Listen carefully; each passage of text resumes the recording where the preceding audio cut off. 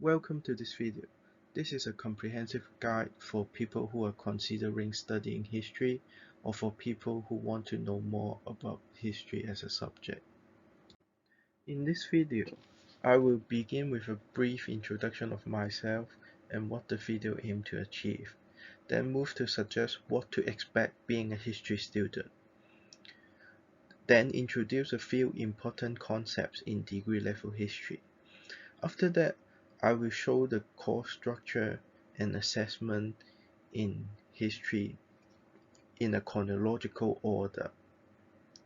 But these following information based on my own experience, so please just take it as a reference to get a taste of what do you actually need to achieve in studying history. Lastly, I will discuss my general thoughts, my experience, and some advices on the course and studying in UK general. Let's begin from my background. I'm a Hong Konger graduated from the University of Exeter with a history degree. University of Exeter is a Russell Group university and its history course ranked the top 10 in UK in most university guides. So my experience should be a useful reference for most history courses across UK. I provide an outsider perspective because I did not study in UK before, so the university experience is fresh and unique for me. This video aimed to be a useful introduction for people who are interested in studying history in UK. Back when I was picking my university, I find it very difficult to accumulate information on what studying history really is. I simply picked Exeter out of a bunch of offers based on its ranking. So despite I enjoyed my time in Exeter, I hope others could make their own decision in a more informed way. Lastly, I hope this video will clear some misconception on history degree. Lots of foreigners have little understanding about history as a subject. They held a stereotype on history, assuming it's about memorizing historical events and passing exams, which are a million miles away from the truth. I hope this video could clear some misconception and show what studying history will gain. I hope this video can help you with your university decision and learn something new. Let's begin from what to expect being a history student. First, history in UK is a prestige subject.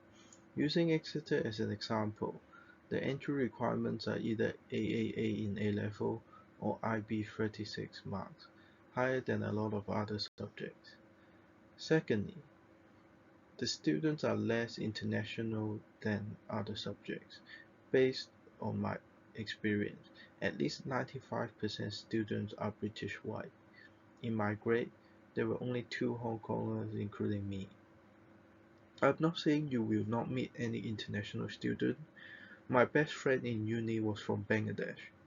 I have met people from France, Singapore, and America. But the culture and society are definitely dominated by British. Also, because of Brexit, the EU ended the Euro-Mass exchange program, resulting to less Europeans exchange to UK university. On the other hand, Exeter History Department professors are more diverse than the student.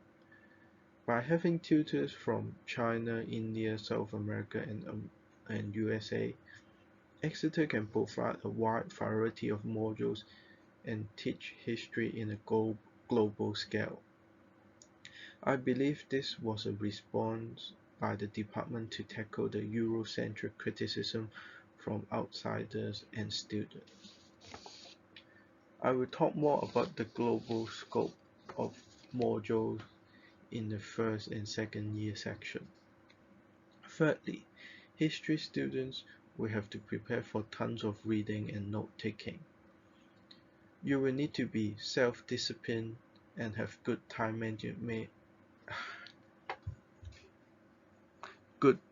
management skills. Reading will gradually increase from roughly 200 pages per week to around 300 in year 2 and as much as you can in final year. Obviously, reading is just the first step. You will need to make notes and prepare for seminars. Learning how to make high quality notes is a must because they are crucial for exam revision and usage in seminars. In final year, the reading depends on the dissertation topic and how hard people want to work. For me, I only have 4 to 5 hours of lecture and seminars per week, so I spend most of my time researching by my own. Most of the reading assigned by professors or your own research will be a historiography review of the topic, an article picked up by the module convener, or a chapter from a monography or classical work. However, the reading is not just about the quantity, but also the difficulty. Some concepts are very difficult to understand by one read. You may need multiple reading or Google some summary to digest the reading. If you think you are ill-disciplined, you may consider other degrees that are more punctual and have more contact hours. If you are interested in reading some of the text, I will give you some examples. Do you see those two beautiful books on the right? I studied quite a bit of decolonization history. I will criticize a lot of post-colonial terms are overcomplicated. For example, in my first year, reading the introduction of Orientalism by Edward Said was a nightmare for everyone. The seminar went silent when our tutor asked us for our thoughts of the introduction. Even in final year, terms like hybridity, mimicry, and ambivalence by Homi Bhabha are very difficult to understand because they use a particularly language to explain their own theory. It's hard enough to understand, but even harder to use and apply it in your essays.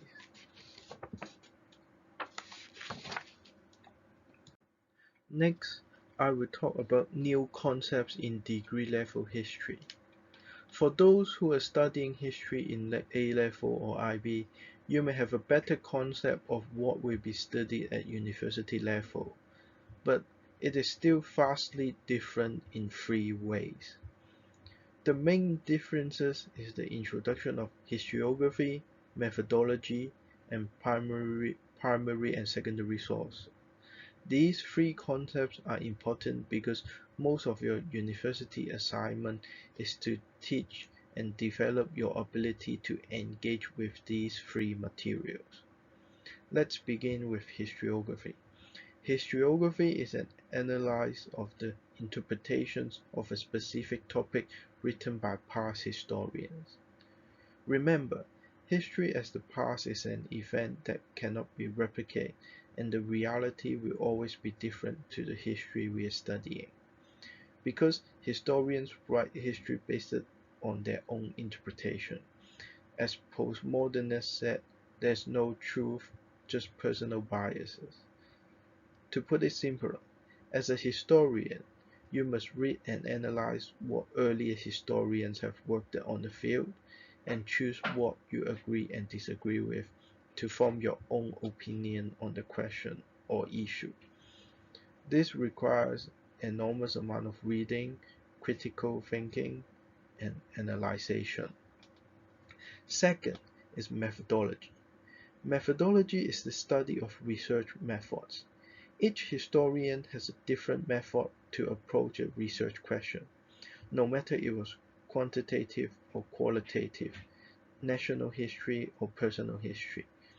It really depends on what kind of history, which method you find most convincing for your argument, and what kind of sources are available in front of you. Medieval historians always find this more difficult than modernists because the lack of sources available in front of them. Therefore, a lot of times they are arguing on the reading or understanding of certain classical texts. Lastly, is primary and secondary source. Primary source is an original source of information about the topic. For example, government documents, newspaper reports, speeches, diaries, letters, and interviews. This list could go on, but fundamentally, it should be a first-hand material that reflects people at the time. Secondary sources is a document or recording that relates or discusses information originally presented elsewhere. So it would be an essay, an article, a monography, or biography, etc. These will be second-hand information processed by a different person. These are mainly what you will read for preparing seminars and understanding historiography. The use and assessment of source is a fundamental skill for historians. The more critical you are on a source, the more you can get out of it. Especially, using the primary source is crucial to provide originality and breakthrough in historical finding. The history degree was designed to train your ability to handle these three historians' fundamentals. How to pick which university to join. So, after all these complex terms, you are still here. You must be interested in studying history or interested in a specific period of history. The following is a few ways to identify and locate which university have modules that you are most interested. First, check their website.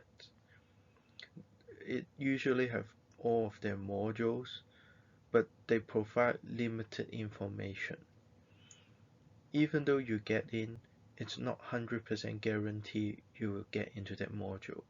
You will need to enroll, and although in most cases you could join the module you want, it is not unusual for people getting their second or third choice.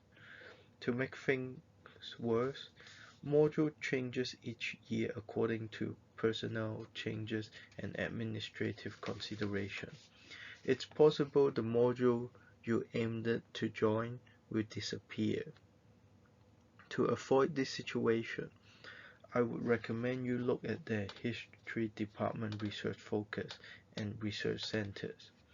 Using Exeter History Department as example, it have a center for imperial and global history, a center for histories of violence and conflict, etc.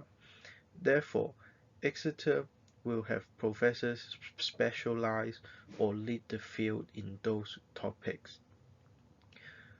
They will have related modules surrounding modern Britain, topics like imperialism, decolonization, and conflict.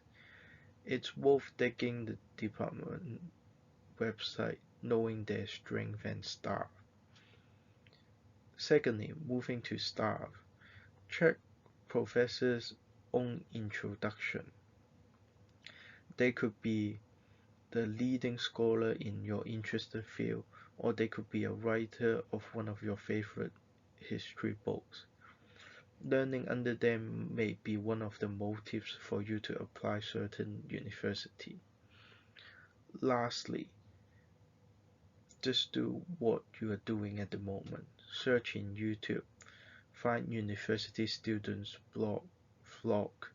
There are endless videos about UK university students talking about their own experience in the website and YouTube. Course structure and assessment. In this part, based on my 3 years of study in Exeter, I will introduce the marking and assessment structure of the course, then introduce different assessment types which come across 3 years of undergraduate study.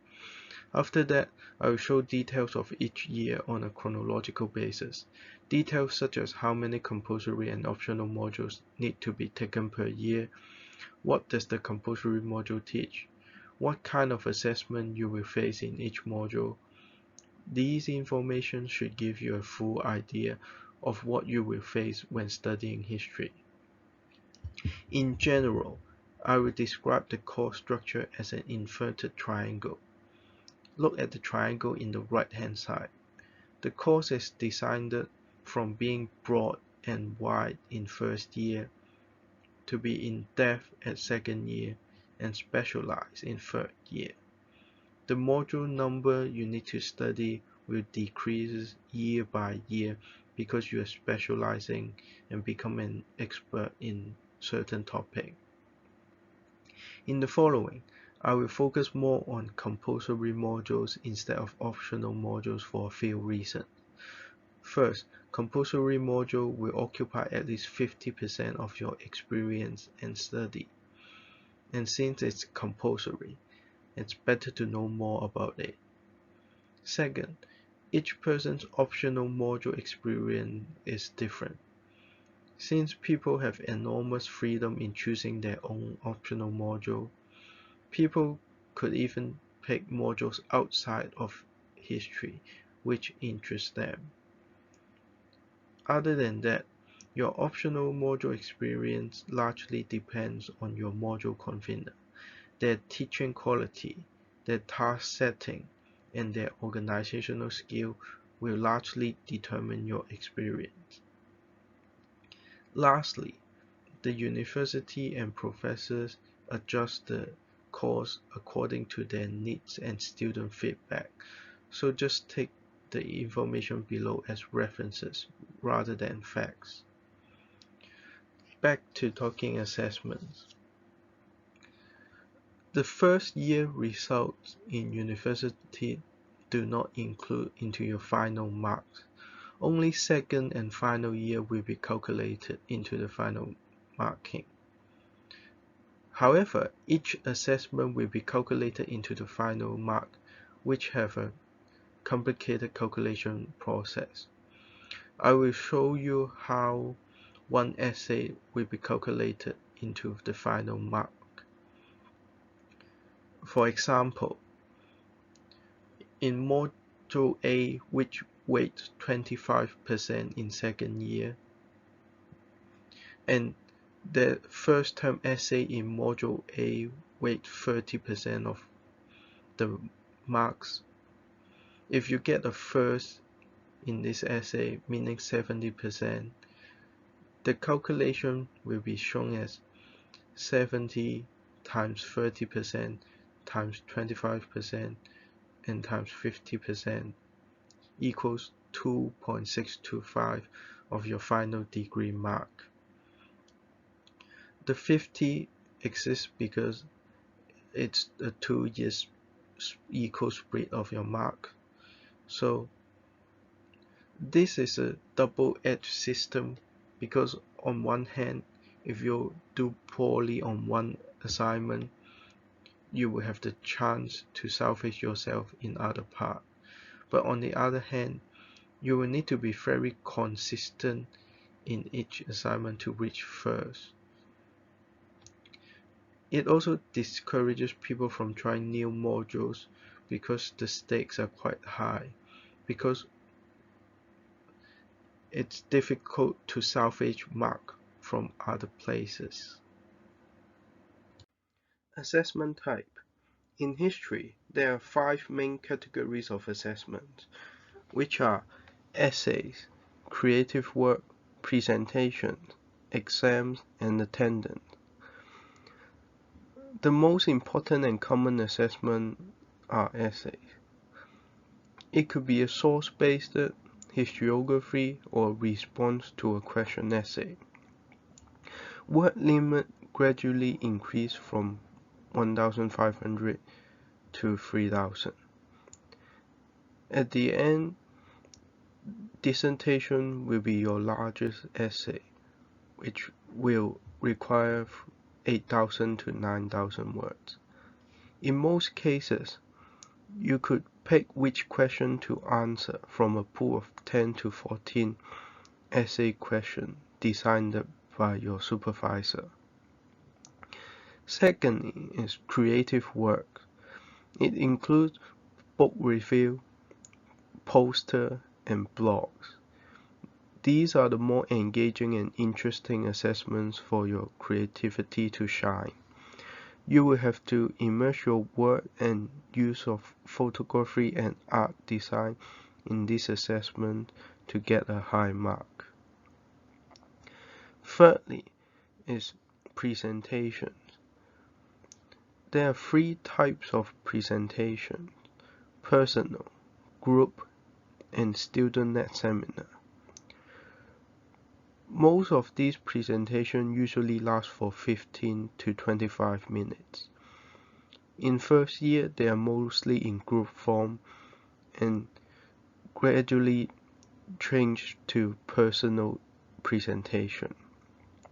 In your final year, student-led seminar will be the longest presentation you will be doing, and it will take around 2 hours. Last but not final is exams. Before COVID, students need to take on-site exams. You will have 2 weeks of study time to answer 2 questions in 3 hours on-site. However, after COVID, they changed the exams into a take-home essay. Instead of on-site exam, you will have to answer a question they released it on a set day and write around 2,000 word essay in 2 weeks of time. Different modules take-home exam time may overlap, so it's very possible that you will need to write around 3 to 4 2,000 word essay in 2 to 3 weeks of time. Last assessment is attendance. It is small amount of your result and just to encourage people to attend seminars. First year. This is a list of the 4 first year compulsory modules, including module name, code, course structure, and assessments. You could pause to read it if you like.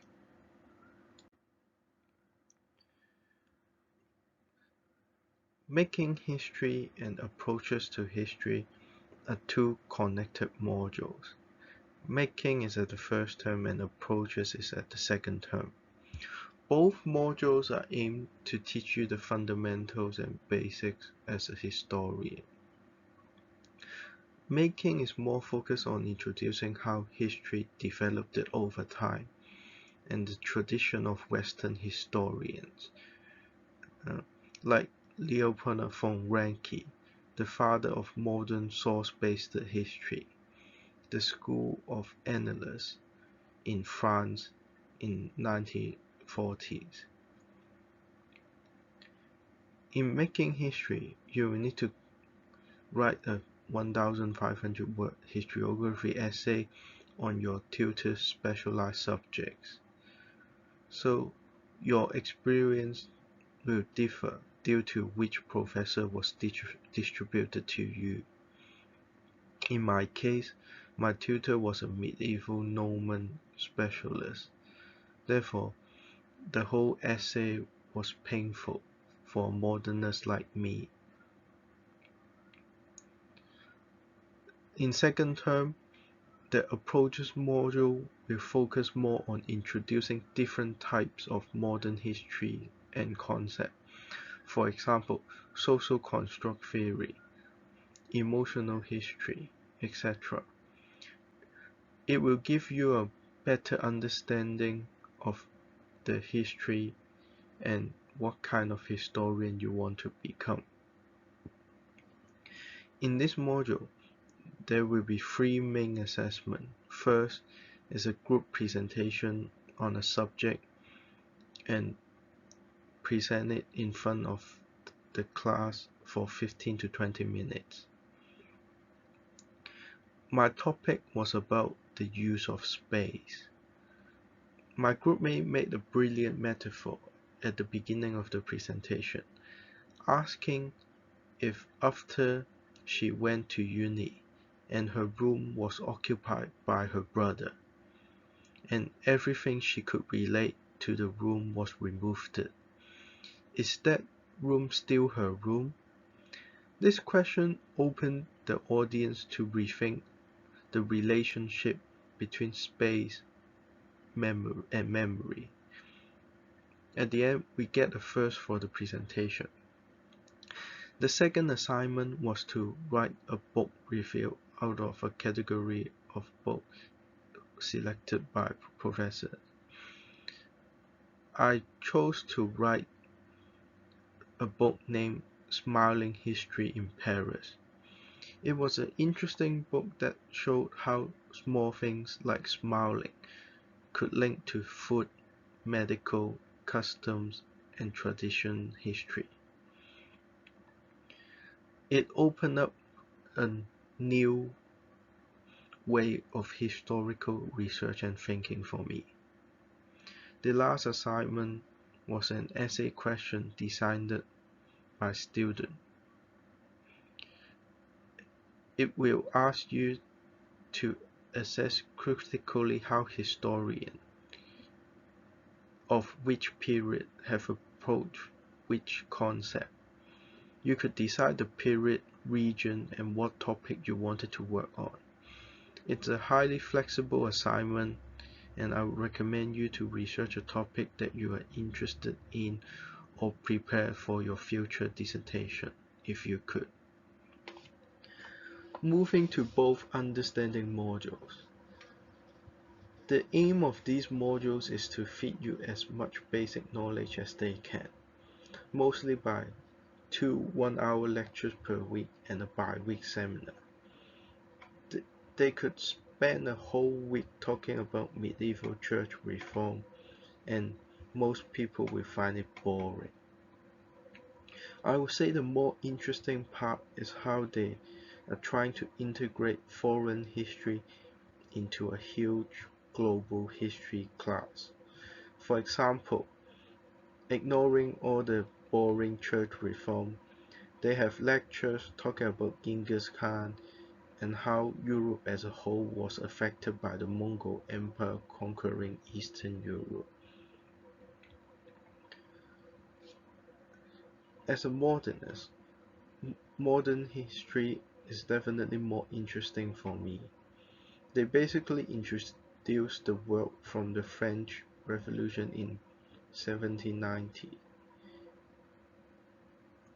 But to avoid the criticism of being too Eurocentric, they spent quite a lot of time in smaller countries like Haiti, talking about their revolution against the French in the 18th century. They also talk about the interaction between China and the West in the Ming and Qing dynasty, which was refreshing because most people in the class have little idea, and I was not expected the course to be so international. Both modules have the same assessment, one 2,000 word essay per term and one 1,500 word take-home exam in term 3. First year source modules. Lastly is the two source module which each lasts for one term. Each year the university provides a wide range of source modules. You have to submit a volunteer form and university administration will allocate you according to your choice. These two modules are aimed to train your ability to analyze and use sources. It was structured as a 2-hour seminar per week. Usually, the first half of seminar is teaching and discussion of the reading, while the second part of the seminar will be a student presentation or discussion of primary sources in group. For assignment, you will need to submit 3 to 5 source commentary which word limit could go from 500 to 850. Also, you will need to do a 15 to 20-minute group presentation, including Q&A in a group of 3 to 4. Source commentary is a short essay about the primary source selected by a tutor. It might be a biography of a general during World War II, or a newspaper at the time, or a letter by a normal soldier. These assignments will train your ability to critically analyze and use primary sources in the future. Second year. Moving on from the first year. Second year is the true beginning of your degree. All of your works will be marked and related to your final grade. Tasks become more difficult too, but the biggest difference in second year compared to first year is to get a first, you will need to engage more with historiography and contribute to the field. The professors expect more from originality and independent thinking. Secondly, lectures are very different from the first year. Unlike first year, around 300 to 400 students from the whole history course sitting in one huge lecture room, the second year and third year's lecture will be conducted in a normal classroom sitting around 30 to 40 students in a module-based. In this year, you will need to do 2 compulsory modules and 2 optional modules. I will begin from the 2 compulsory modules. First is the Doing History Perspective on Sources. This module is linked with the 2 first year modules, Making History and Approaches to History. This is a freestanding module that requires you to set up your own research question and conduct your own research. You could even feel it as a mini dissertation, warming you up for the final year. Unlike previous modules, this module does not have any seminars. Guidance will be provided through lectures and one-on-one sections with your supervisor. The assignments of this module was separated into 2 essays. The first task was a 2,000-word historiography and methodology essay about your research question. The essay will explain how different historians tackled and dealt with the question you set. What are the strengths and weaknesses of their methodology? Students who finished this essay should have knowledge on the field. The second task was a 3,000-word source essay on analyzing primary sources. This essay was an opportunity for you to choose the best primary sources and methodology to answer the question you set. Since you learned about the field in the first essay, the second essay will be you trying to improve from their method and source, ultimately trying to fill in the gap of the field and add something new to the research. This is one of the most difficult modules in second year. For me, I faced 2 major difficulties. First is setting up a suitable research question. I'm very worried about the topic being too wide or too narrow because of the lack of experience in handling 5,000 words, and the 2 essay formats add more chaos into it. I solved this question by asking my supervisor on his opinion on how to set up the suitable topic. The second difficulty is to locate the primary source. In the modern world, especially tackling a modern topic, there are too many primary sources which are available in front of us. It is very easy to get overwhelmed by archives, and you will need to spend enormous time finding and locating primary sources which others may not have found before. To make things harder, if you do not have a strong context knowledge about the topic, you can't even judge how valuable one source are. The only way to improve is to spend more time and get better at it, and work on a field that you are passionate about. This will push you to try harder when locating sources when you want to give up. Also, being passionate on a topic means that you will have more context knowledge and will be easier to identify the value of primary sources. Moving on from the first compulsory module, the second compulsory module is the uses of the past. This module involves how people use the past to construct the modern world, how modern concepts and beliefs were created by using the past. This is one of the more engaging modules in history because it's more related to modern affairs. For example, this module will discuss issues such as how history was used in the Brexit discourse, how DNA tests could trace back your family history, incidents such as the roads must fall in South Africa and Oxford, and general discussion in seminars such as is historical fiction a good way to understand history? How nations use collective memory or collective amnesia to deal with trauma. For people who may find the first year dull, this module may renovate your passion to study history. But not only the modules are more creative, but the assignments are more creative too. Instead of essays, this module asks you to work as a team to produce a 500-word poster and a 3,000-word blog post on WordPress. These less formal assignments allow you to be more creative in visual design and require you to consider combining the use of image and words to strengthen your argument and get a good mark.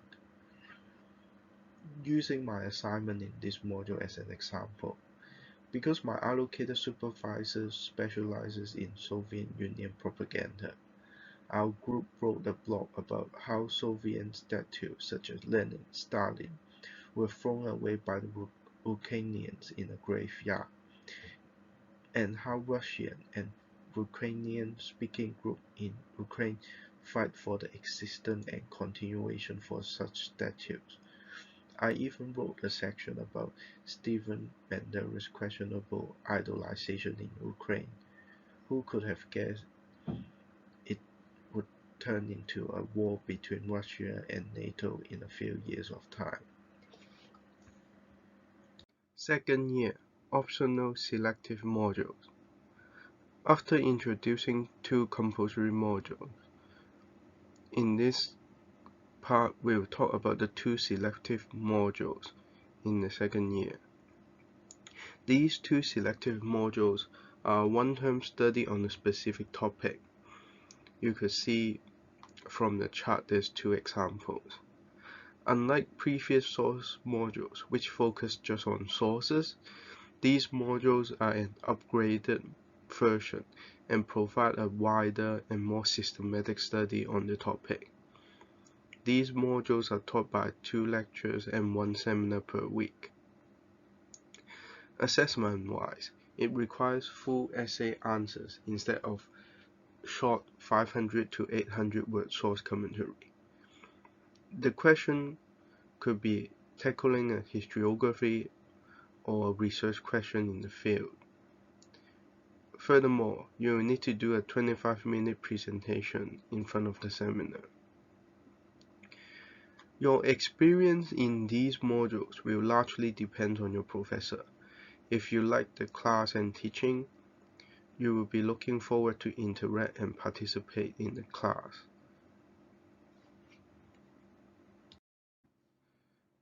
Final year. After 2 years of studying, you will now reach your last year of study. This is the end of your degree and your busiest year. You will have to connect your largest research dissertation. Meanwhile, you may also need to find a job or apply for further study. Let's begin from dissertation. Basically, it's your own project and you are in full control of the whole process. Your supervision will be limited to one group supervisor meeting, around 10 students forming a study group asking questions, or you could further finding your supervisor for one-on-one section. But it's not really useful unless your dissertation topic is where your supervisor specializes, which usually isn't the case. So for most people I know from history, they just do their own stuff and ignore their supervisors. I have one small trick to make your dissertation easier. I would recommend you work on a topic related to your other module studied in your third year, which we will talk about later, the source and context module or comparative module, for a few reasons. First, you will have a full course of resources from primary to secondary source designed and selected by your professor available in front of you. You could easily track the research process and use it to write your own dissertation. The second reason for why choosing a topic you study in third year is beneficial is because it means a lot less workload for you. If you do your own research, you will have to spend enormous time on dissertation, comparative modules, and source and context modules, meaning you will have to deal with 4 questions that are unrelated at all at the same time. However, if you choose to work on something related to the other modules, your research time in dissertation could largely decrease, and you could condense and focus your study more easily. Thirdly, is you will have experts in front of you available to ask and guide you.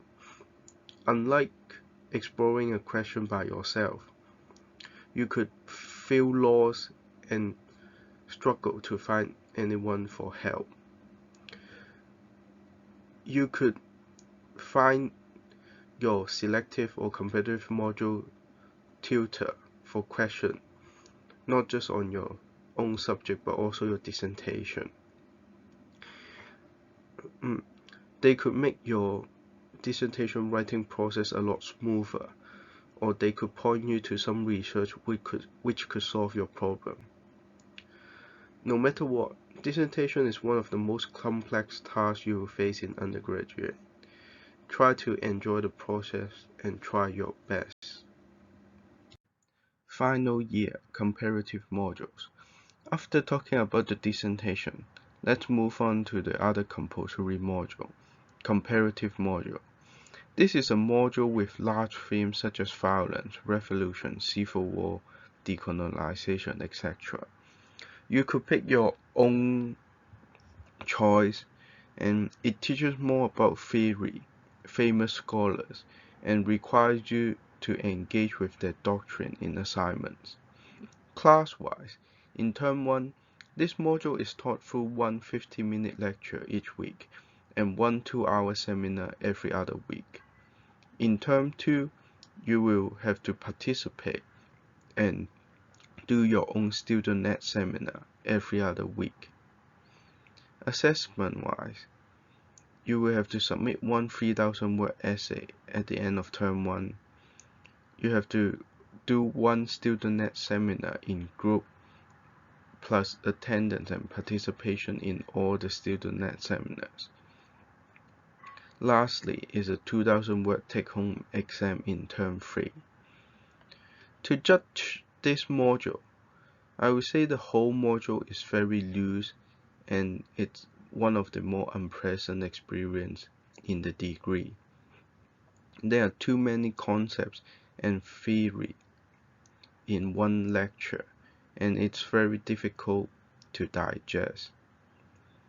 It seems they just threw a lot of important work or concepts at you, but not enough place for elaboration, especially when you in your final year lack the time to dive deep, because they may introduce 5 to 6 different scholars and academy in one lecture. Unless you are sure you will be working your essay on the topic, you just simply don't have enough time to dig deep. To make things worse, seminar every 2 weeks is problematic, because half of the lecture just get ignored without any further reading or discussion in seminar. This leads to when you start writing your essay or take-home exam, half of the question is unpickable because you have only listened to an hour of lecture few months ago. It is nowhere near to the standard that you will confidently pick the question to answer.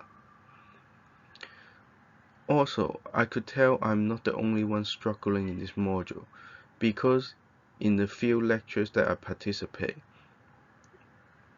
the seminar become a place for one professor speaking with 1 or 2 students who could catch up with each other.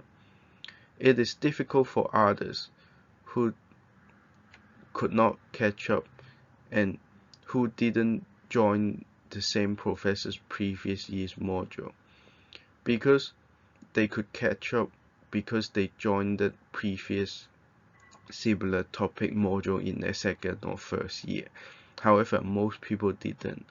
So as a result, in the seminar, maybe only 2 or 3 students are able to communicate and interact properly with the professor.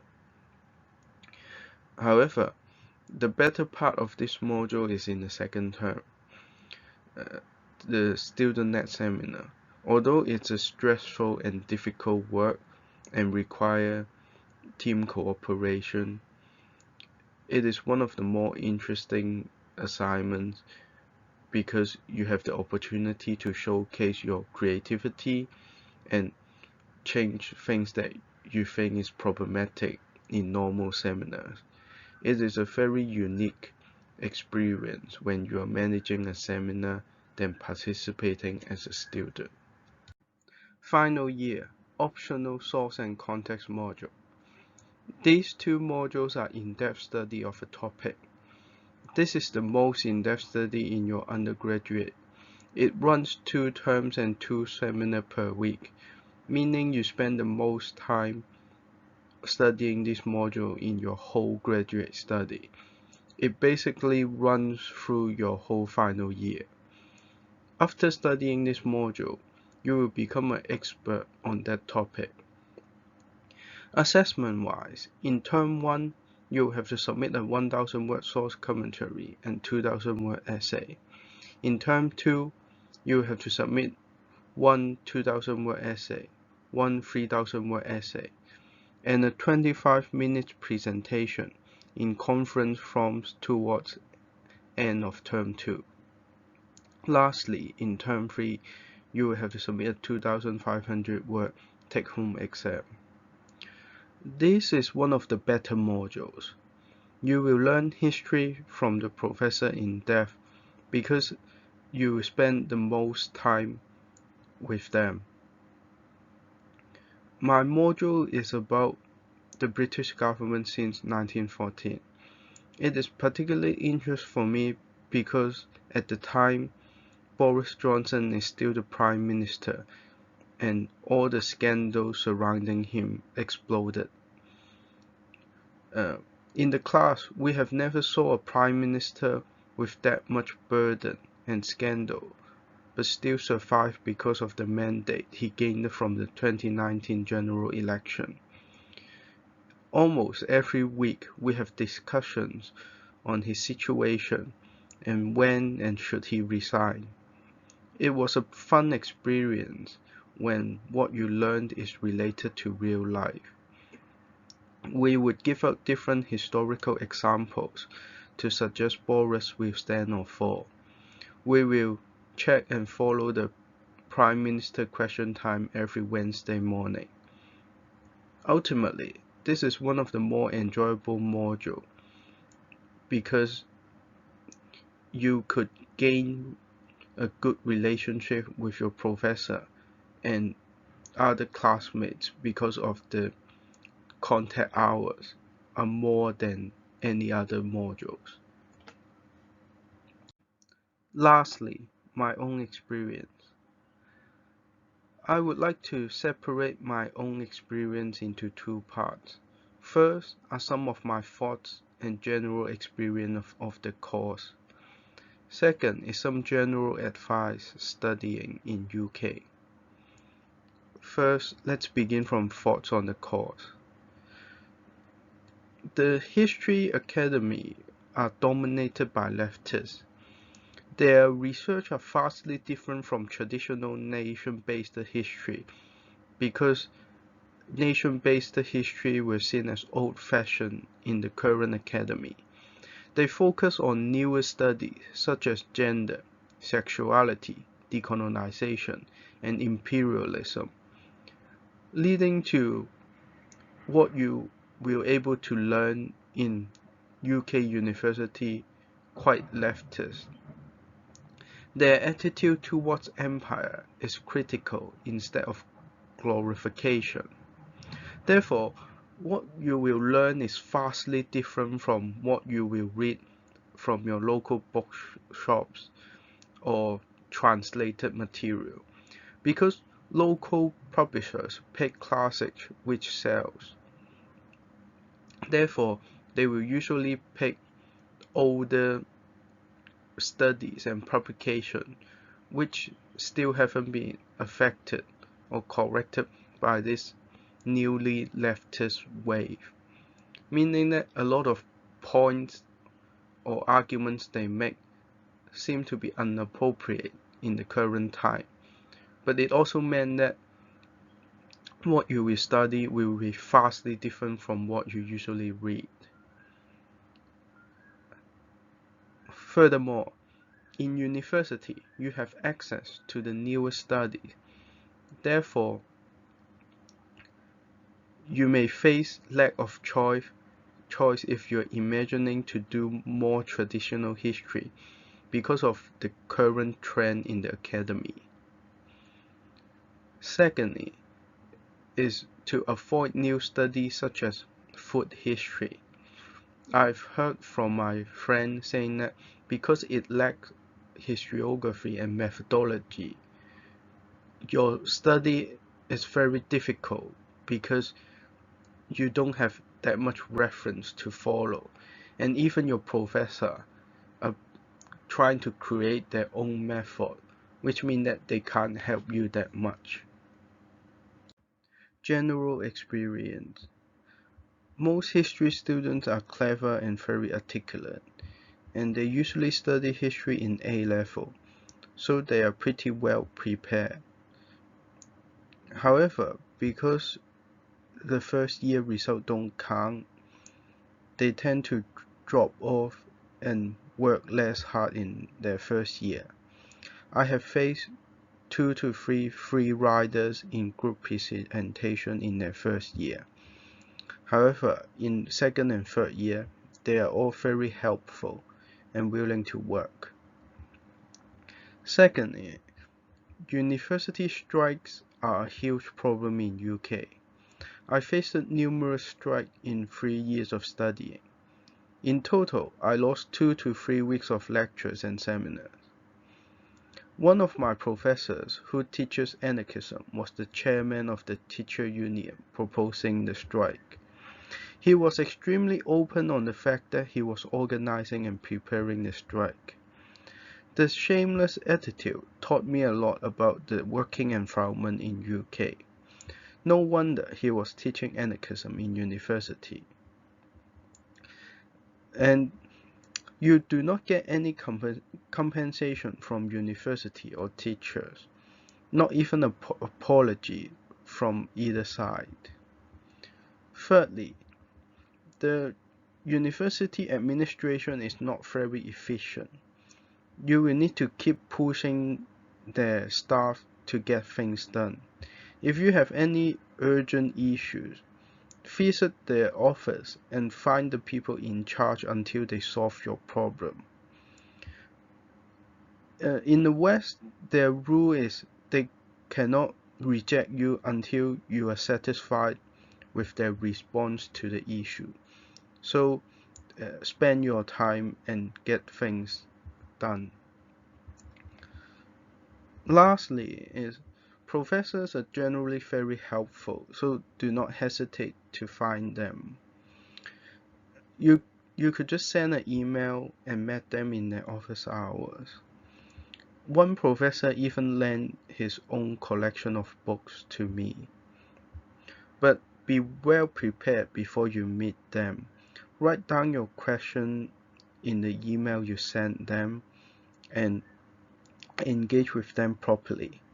They are usually very happy to discuss academic questions. Last but not least, in history, you will have more spare time than other degrees, so try different societies and avoid being too drunk every night. The last thing I want to talk is from a Chinese perspective. The Western history tradition is vastly different from Chinese history tradition. Studying Chinese history is very different because the teaching method is fundamentally different. In the West, the course is module based instead of chronological, meaning that despite you could specialize on one issue, you lack the ability to identify the cause and effect and continuation to explain phenomena. However, the benefit is you could study a lot less issue, but also become an expert in a small field. Ultimately, after the course, you will learn how to think critically and win debate and arguments.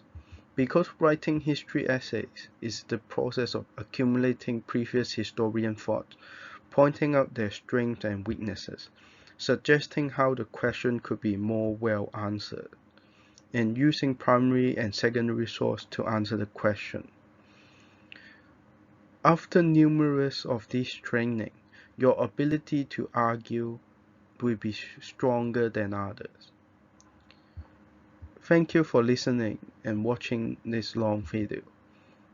This is my first video, so if you've learned something in this video, please like and share for anyone else interested in studying history. If you have any questions, feel free to leave it in the comment section. I will try my best to answer them. Thank you.